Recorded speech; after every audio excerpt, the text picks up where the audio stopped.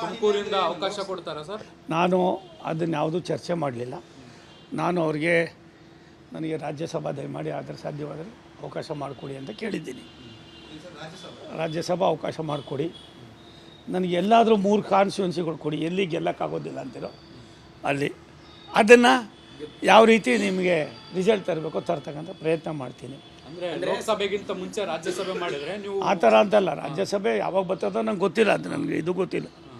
ನಾನು ಅವ್ರಿಗೆ ವಿನಂತಿ ಮಾಡಿದೆ, ಮತ್ತು ಪಾರ್ಟಿಯಲ್ಲಿ ನಾನು ಕೆಲಸ ಮಾಡೋದಕ್ಕೆ ಅವಕಾಶ ಮಾಡಿಕೊಡ್ಬೇಕು. ಮತ್ತು ಏನಿವತ್ತು ಅನಿರೀಕ್ಷಿತವಾಗಿ ಅವರು ಅಧ್ಯಕ್ಷ ಆಗಿದ್ದಾರೆ, ಇಲ್ಲ ಈಗಾಗಲೇ ನಾವು ಅವ್ರಿಗೆ ಏನೇನು ರೀತಿ ಸೂಚನೆ ಕೊಡಬೇಕು ಕೊಟ್ಟಿದ್ದೇವೆ.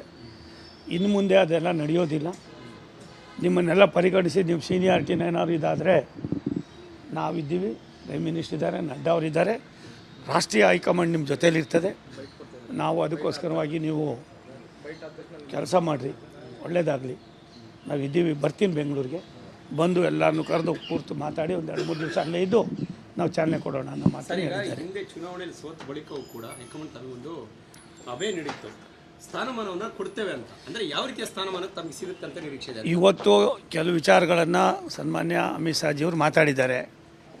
ಅದನ್ನು ಅವ್ರು ಯಾವ ರೀತಿ ಕುಳಿತುಕೊಂಡು ಚರ್ಚೆ ಮಾಡ್ತಾರೋ ಗೊತ್ತಿಲ್ಲ. ಅವರು ನಿಮ್ಮ ಕೆಲಸನ ನಿಮ್ಮ ಇದನ್ನು ನಿಮ್ಮ ಮನೇಲಿ ಕೂರಿಸೋಲ್ಲ, ನಿಮ್ಮ ಕೆಲಸ ನಿಮ್ಮ ಸರ್ವೀಸನ್ನು ನಾವು ಉಪಯೋಗಿಸ್ಕೋತೀವಿ. ಅದನ್ನು ಯಾವ ರೀತಿ ಉಪಯೋಗಿಸ್ಕೋತೀವಿ ಅನ್ನೋದು ನಿಮಗೆ ಇಷ್ಟೆಲ್ಲ ತಿಳಿಸ್ತೀವಿ. ದಯಮಾಡಿ ನೀವು ಆಕ್ಟಿವ್ ಆಗಿ ಹೆಂಗಿದ್ದೀರೋ ಅದೇ ರೀತಿ ಇರಬೇಕು. ನೀವು ರಾಜ್ಯಕ್ಕೋಸ್ಕರವಾಗಿ, ರಾಷ್ಟ್ರದ ಇವತ್ತಿನ ಒಂದು ಅಭ್ಯುದಯಕ್ಕೋಸ್ಕರವಾಗಿ ನರೇಂದ್ರ ಮೋದಿಯವ್ರ ಕೈ ಬಲಪಡಿಸಬೇಕು ಅನ್ನೋ ಮಾತನ್ನು ಸೂಚನೆ ಕೊಟ್ಟಿದ್ದಾರೆ. ಅದರಂತೆ ನಾವು ನಡ್ಕೊಳ್ತೀವಿ. ತುಮಕೂರಿಂದ ಅವಕಾಶ ಕೊಡ್ತಾರಾ ಸರ್? ನಾನು ಅದನ್ನು ಯಾವುದೂ ಚರ್ಚೆ ಮಾಡಲಿಲ್ಲ. ನಾನು ಅವ್ರಿಗೆ ನನಗೆ ರಾಜ್ಯಸಭಾ ದಯಮಾಡಿ ಆದರೆ ಸಾಧ್ಯವಾದರೆ ಅವಕಾಶ ಮಾಡಿಕೊಡಿ ಅಂತ ಕೇಳಿದ್ದೀನಿ. ರಾಜ್ಯಸಭಾ ಅವಕಾಶ ಮಾಡಿಕೊಡಿ, ನನಗೆ ಎಲ್ಲಾದರೂ 3 ಕಾನ್ಸ್ಟಿಟ್ಯೂನ್ಸಿಗಳು ಕೊಡಿ, ಎಲ್ಲಿ ಗೆಲ್ಲಕ್ಕಾಗೋದಿಲ್ಲ ಅಂತಿರೋ ಅಲ್ಲಿ. ಅದನ್ನು ಯಾವ ರೀತಿ ನಿಮಗೆ ರಿಸಲ್ಟ್ ತರಬೇಕೋ ತರ್ತಕ್ಕಂಥ ಪ್ರಯತ್ನ ಮಾಡ್ತೀನಿ. ಅಂದರೆ ಲೋಕಸಭೆಗಿಂತ ಮುಂಚೆ ರಾಜ್ಯಸಭೆ ಮಾಡಿದರೆ ನೀವು ಆ ಥರ ಅಂತಲ್ಲ, ರಾಜ್ಯಸಭೆ ಯಾವಾಗ ಬರ್ತದೋ ನಂಗೆ ಗೊತ್ತಿಲ್ಲ, ಅದು ನನಗೆ ಇದು ಗೊತ್ತಿಲ್ಲ. ನಾನು ಅವ್ರಿಗೆ ವಿನಂತಿ ಮಾಡಿದೆ, ಮತ್ತು ಪಾರ್ಟಿಯಲ್ಲಿ ನಾನು ಕೆಲಸ ಮಾಡೋದಕ್ಕೆ ಅವಕಾಶ ಮಾಡಿಕೊಡ್ಬೇಕು. ಮತ್ತು ಏನಿವತ್ತು ಅನಿರೀಕ್ಷಿತವಾಗಿ ಅವರು ಅಧ್ಯಕ್ಷ ಆಗಿದ್ದಾರೆ, ಇಲ್ಲ ಈಗಾಗಲೇ ನಾವು ಅವ್ರಿಗೆ ಏನೇನು ರೀತಿ ಸೂಚನೆ ಕೊಡಬೇಕು ಕೊಟ್ಟಿದ್ದೇವೆ. ಇನ್ನು ಮುಂದೆ ಅದೆಲ್ಲ ನಡೆಯೋದಿಲ್ಲ. ನಿಮ್ಮನ್ನೆಲ್ಲ ಪರಿಗಣಿಸಿ ನಿಮ್ಮ ಸೀನಿಯಾರಿಟಿನ ಏನಾದ್ರು ಇದಾದರೆ ನಾವಿದ್ದೀವಿ, ಪ್ರೈಮ್ ಮಿನಿಸ್ಟರ್ ಇದ್ದಾರೆ, ನಡ್ಡಾ ಅವರಿದ್ದಾರೆ, ರಾಷ್ಟ್ರೀಯ ಹೈಕಮಾಂಡ್ ನಿಮ್ಮ ಜೊತೇಲಿರ್ತದೆ. ನಾವು ಅದಕ್ಕೋಸ್ಕರವಾಗಿ ನೀವು ಕೆಲಸ ಮಾಡಿರಿ, ಒಳ್ಳೆಯದಾಗಲಿ.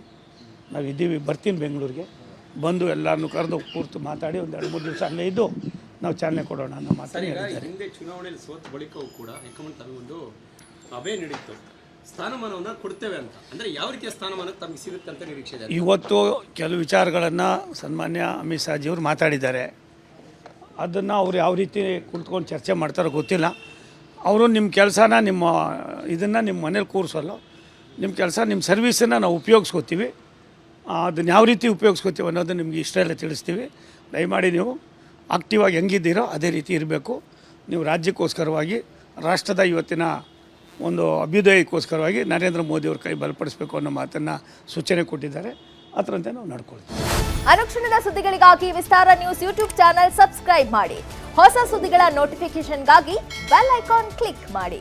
ಲೇಟೆಸ್ಟ್ ಅಪ್ಡೇಟ್ಸ್ಗಾಗಿ www.vistaranews.com ವೆಬ್ಸೈಟ್ಗೆ ವಿಸಿಟ್ ಮಾಡಿ. ಅಂಗೈಯಲ್ಲೇ ಜಗತ್ತಿನ ಸುದ್ದಿ ತಿಳಿಯಲು ವಿಸ್ತಾರ ನ್ಯೂಸ್ ಕನ್ನಡ ಆಪ್ ಡೌನ್ಲೋಡ್ ಮಾಡಿ.